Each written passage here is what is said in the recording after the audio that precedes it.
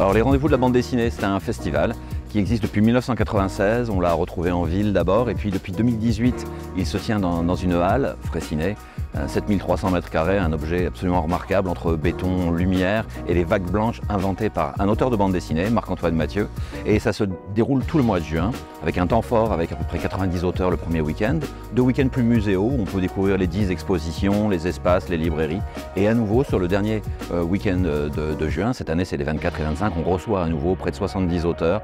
Et il y a des interviews, il y a des rencontres, il y a du travail de type atelier, il y a évidemment des signatures, il y a des concerts également. On travaille pas mal sur l'hybridation entre la bande dessinée et les autres formes d'expression artistique. C'est un vrai plaisir pour les rendez-vous de la bande dessinée d'Amiens de participer au Printemps du dessin cette année. On était déjà en contact avec eux l'année dernière grâce au FRAC Picardie et à Pascal Neveu qui nous a parlé de cette manifestation. Et ce qui est intéressant, c'est que la bande dessinée, c'est un art du temps long. Normalement, l'auteur, lui, il est face à sa planche et puis il va travailler, retravailler, refaire le même personnage 80, 100, 120 fois, rien que pour un chapitre. Et l'idée du Printemps du dessin valorise vraiment la question de l'immédiateté.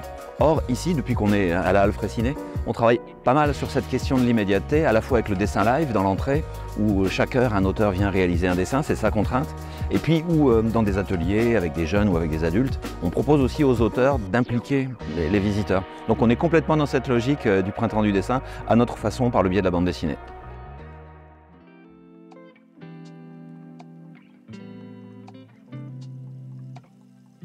Bah écoute, là, tu vois, il y a David qui est juste là, mon scénariste, qui... Bon, nous, on a décidé de faire ça à deux.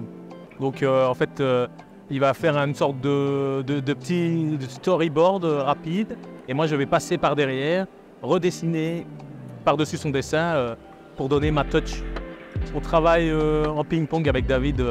Donc, ce qu'on fait là, en fait, c'est réellement ce qu'on fait dans la vraie vie.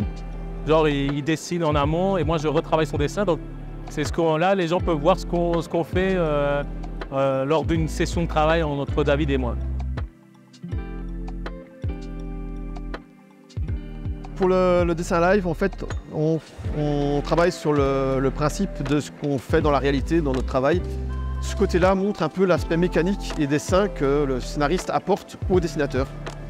Et en dessin live, oui, c'est intéressant quand voilà, les gens se disent « Ah ben oui, c'est pas juste une démonstration de ce que ferait en gros plan ce qu'on demande dans une dédicace, quoi. Parce que finalement, si on limite le dessin live à ça, c'est juste une dédicace. Là, ce qui est intéressant, c'est d'un point de vue, voilà, on comprend comment fonctionne la création très basique de la mécanique BD, quoi.